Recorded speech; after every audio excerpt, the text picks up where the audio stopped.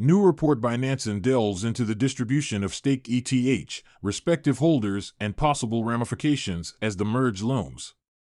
A report from blockchain analytics platform Nansen highlights 5 entities that hold 64% of staked Ether, ETH, ahead of Ethereum's highly anticipated merge with the Beacon chain.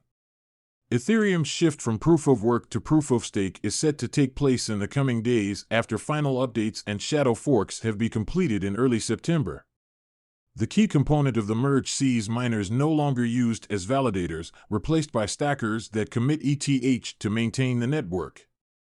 Nansen's report highlights that just over 11% of the total circulating ETH is staked, with 65% liquid and 35% illiquid.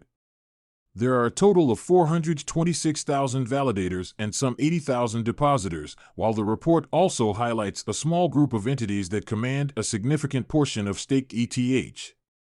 3 major cryptocurrency exchanges account for nearly 30% of staked ETH, namely Coinbase, Kraken, and Binance. Lido DAO, the biggest merge staking provider, accounts for the largest amount of staked ETH with a 31% share, while a fifth unlabeled group of validators holds 23% of staked ETH. Lido and other decentralized on-chain liquid staking protocols were initially set up as a counter-risk to centralized exchanges accumulating the majority of staked ETH, given that these firms are required to comply with jurisdictional regulations.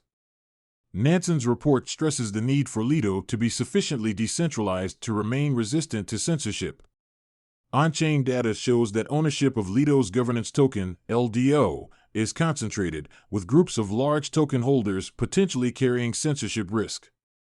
For example, the top 9 addresses, excluding Treasury, hold 46% of governance power, and a small number of addresses typically dominate proposals.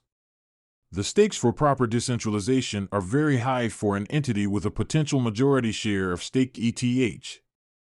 Nansen also concedes that the Lido community is actively seeking solutions to the potential risk of over-centralization, with initiatives including dual governance as well as a legally and physically distributed validator set proposed.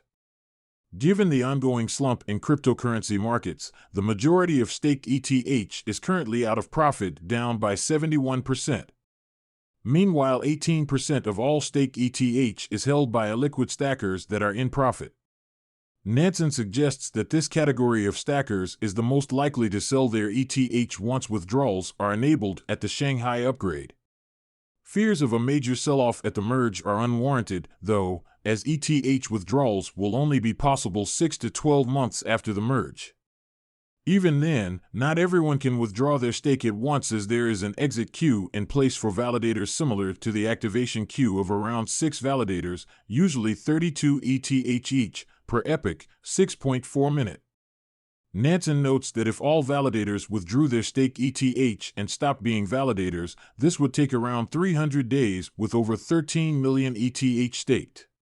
The blockchain and analytics platform announced the launch of a new research and education arm alongside its merge report, aimed at marrying its on-chain data analytics with masterclasses and research papers.